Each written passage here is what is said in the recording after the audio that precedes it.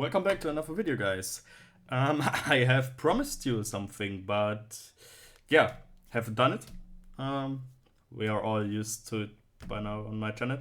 Anyways, today is a very special video. I was at work this week and normally every day I look at the same apps, Reddit, TikTok, Instagram and stuff, all the stuff that I do to pass the time when the bus is either, going from my workplace to my home or when I take it from home to workplace. Anyways, this week I hit 100 subscribers. And this is very special because I wanted to build a model from the 1960s as a special for 100 subs. Turns out there were no decals in the kit. I bought it off of eBay secondhand, so damn. I will make them myself eventually in the next months and will present it to you guys. Anyways, we are going to build a diorama today. And what diorama, you may ask? It's two ships in 1/1200 scale. 1/1200 scale means they're small. And they are carriers. And carriers are, well, a very nice type of ship. And they peaked around 83 years ago. 83? No, 77. No. Wait, am I retarded? 83 years. Me and maths, okay? 83 years ago. And I was mentioning it on a Discord server I was on. I said I'll be going to do a little diorama. A do with double O. Because the diorama of today is the famous Doolittle raid. Well, the carriers before the plane, or while the planes are starting, but the diorama is about the Doolittle raid. So, and for the carriers, I mean, the build is pretty straightforward. It's 1/1200, so you don't have much pieces.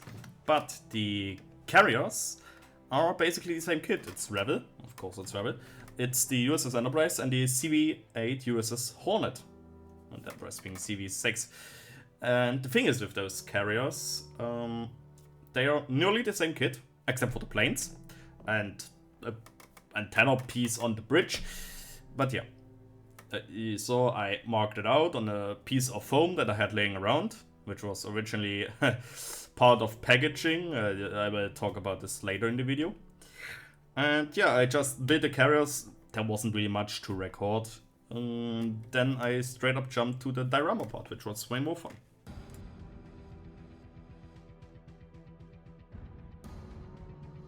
And since they are Revell kits and the molds are kind of it, we had to do some scraping. And as you saw on the Enterprise before, I filled some holes because I don't want planes on the ship or taking off of the ship.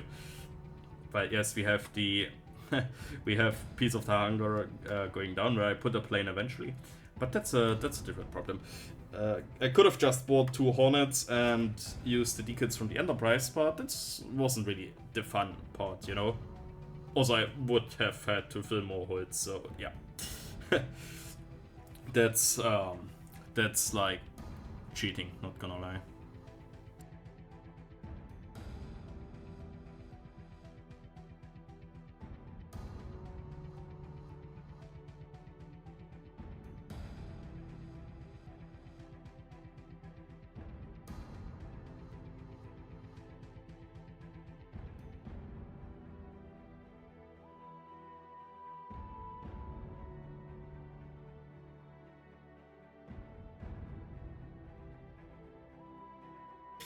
And for the diorama we used, well, some white glue. I used my wood glue because I don't have PVA glue. The shop that sells wood glue is like 10 meters away from me, and the shop that sells normal PVA glue is like, I don't know, at the other end of the city or something. I'm not going to drive like 50 minutes with the public transport just to get some glue. Yes, I could order it off of Amazon, but that's not the point. The point is, I had something at home and I used it. Just, a little rant. I have to get this out. Some of my friends and people, they don't tell me, just get the right glue and stuff and don't use what you can afford for when you come home from work. It's on the way home. No, I have to rant once in a while, okay?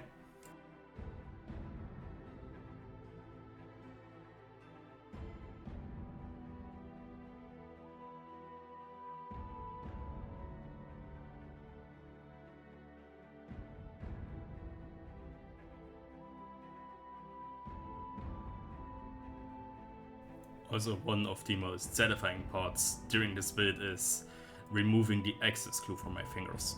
You can't hear it because I normally do voiceovers and lay music under my videos and don't have the extra sounds, but it's very satisfying. And since this is the Doolittle raid, I kept the deck of the Hornet off of the ship for now, for the painting, because I wanted to put the fighter turret on it.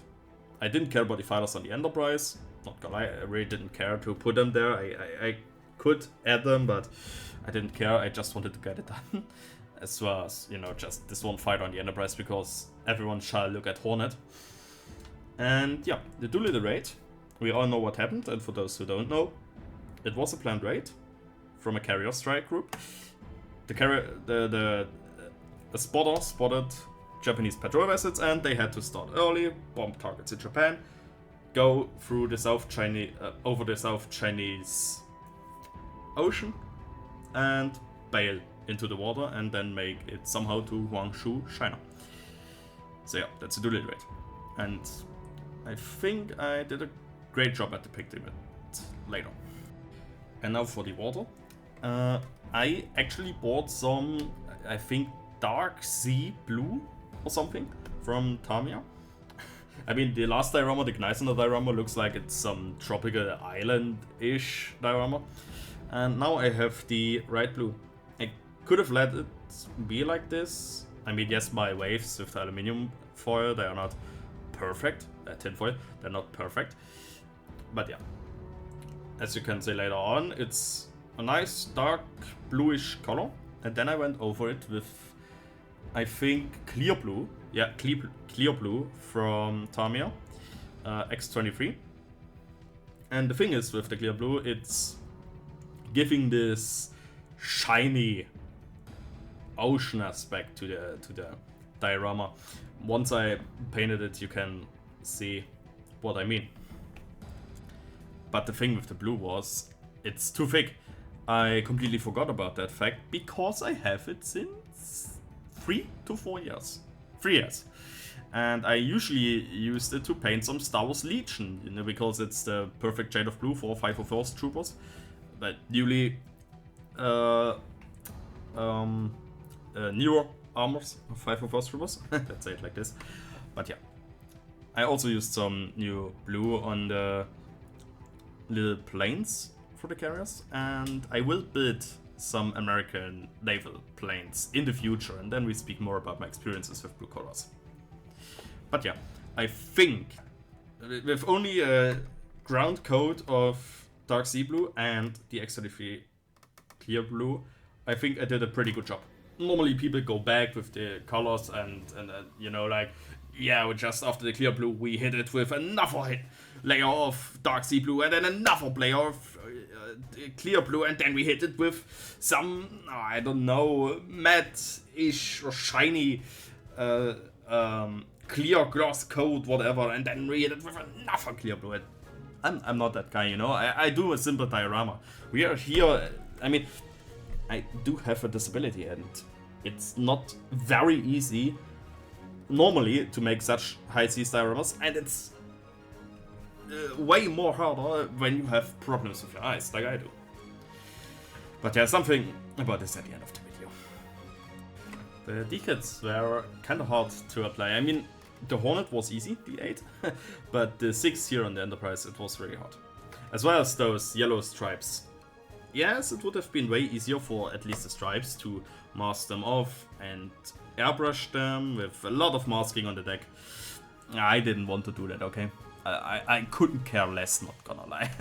So, and yeah, that's why I used the decals. I mean, they're nice. For 1200 scale, they're nice decals. They fit to the scale. kinda. The stripes on the Enterprise are a bit longer than on the Hornet. I don't know why, but yeah, that's something I could have easily, well, reworked with a fresh blade or Hobby knife, but I choose to let it be.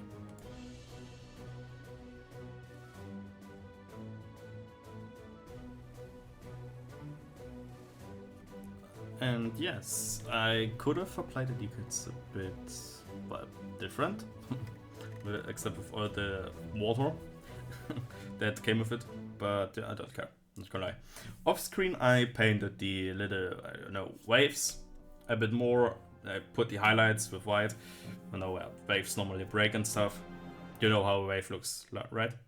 You've seen the ocean before, at least in a video, I hope so. And then I glued the carriers into place. But the Hornet was already in place, and then I glued Enterprise into place. And then I started to finish working on Hornet.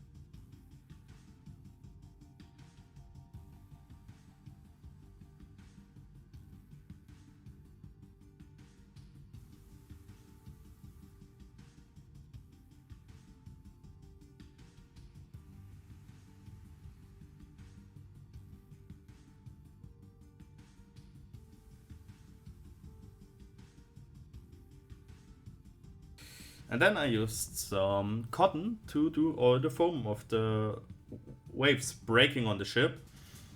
And well, I experimented a bit on the diorama with it, but I removed everything except one piece. And now it's just, a fight between the glue, the cotton, and my tweezers.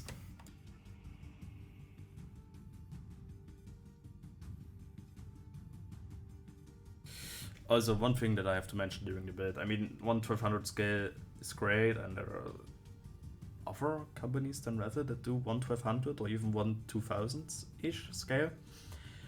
But when you build a diorama like this, don't go overboard. I mean, I didn't do a very perfect job on those carriers, but I did a perfect job on the waves. I think. I mean, it's not as rough as it should have been, at least according to the Midway movie, where I got this idea from after rewatching it this week.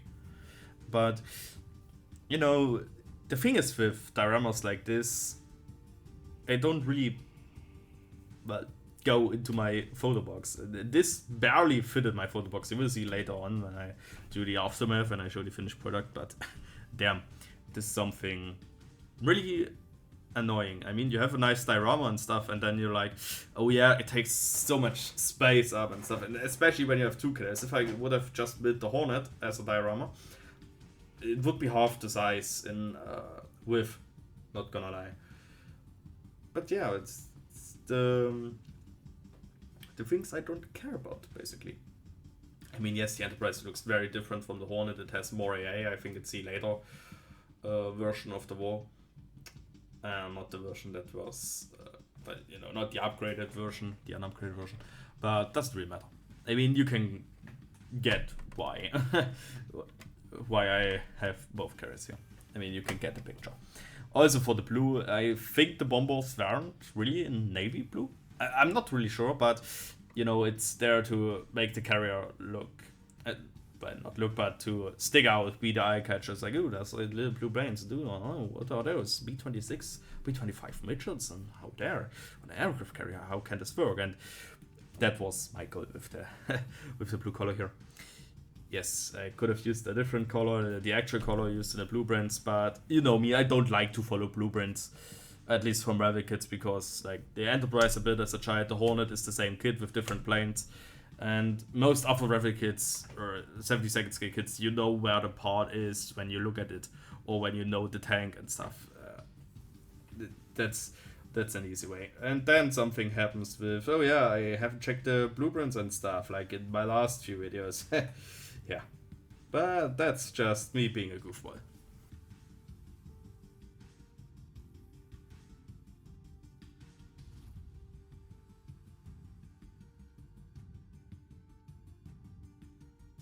And after I put the planes on and did the rest of the foam, I called it good. And there we have it, guys. A nice little diorama from the Pacific War from 1942, featuring US ships. Two of the most iconic naval vessels in naval warfare history, at least for the past 100 years. Yeah, as a special for celebrating 100 subs. And as of today, May 18th, 2025, I have 101 subscribers. And I want to thank you guys. Thank you very much. This means a lot to me. You know, in 2023, when I spoke with Daniel, the creator of Simple History, about model kits and stuff, he told me, make a channel. Make a channel. I want to watch something while you're working, and who knows, maybe it'll work out great for you. And I was like, yeah, I'm not really sure. I have to think about it. And later in 2023, I made a channel with the first videos. And now, nearly 2 years later, we are at over 100 subs. I didn't think I'd get 100. Like, I was thinking in 10 years I have like 50, 60 subs, because there are so many other great modelers, Night Shift, Plasmo, Andy's Hobby HQ and stuff, and who had scale model aircraft, and so many talented guys. Boily's Hobby Time for dioramas. So many way more talented guys, and I thought, yeah, no one would really care about me. But some of you guys do, that watch my videos and are coming back every video to see what I build. This is, yeah, this is great. It's great to sit here and make my 100 subscriber special. You know, I mentioned before with my eyes, that I will talk later a bit about it. And for my eyes, I have like 4 diseases on my eyes. One would be operable with this, but I would lose the ability to focus on small things like models, and I would lose like -3 dioptrin on my eyes. I won't do that surgery. I don't want it, because then I couldn't build models anymore. This is my passion. I built, and I'm turning 24 in 2 months, and then I will be building models for 20 years by then. 20 years. And my disabilities affect me since 20 years, since I was 3. I don't know how much time I have left with my eyesight. I don't know if tomorrow I wake up and I'll be blind on either one or both eyes or not. That's something the doctors can't really tell me with my disease. If anyone wants to check it out and read a bit about it, it's called retinitis pigmentosus, I think. Yeah. But the models are really a nice hobby, and for all other things I can't do in life, I can't drive. Well, I'm not legally not allowed to drive. I can't. I'm not allowed to drive a bicycle or anything else, and I can't read a sign 10 meters in front of me, but I can do this. And I'm very thankful that I can do this. And I think my mission is not over. You know, one day I may be blind or dead, and I won't be uploading. But this is a little documentary of my hobby. It's a, well, modern time capsule. And with this said, I hope the next nearly 2 years on my channel will be entertaining for you. At least I hope it's entertaining. And that they will be filled with many more great models and dioramas, and even some new stuff that I will try out, and some reenactment stuff that I want to branch into. And I hope you guys will stick around and follow me. And I hope that we will gather many more and make a nice little community on this channel. yeah, that's really it for today, guys. Thank you very much for 101 subscribers. Thank you very much for watching, and thank you very much for tuning in on the next video. Until then, bye bye.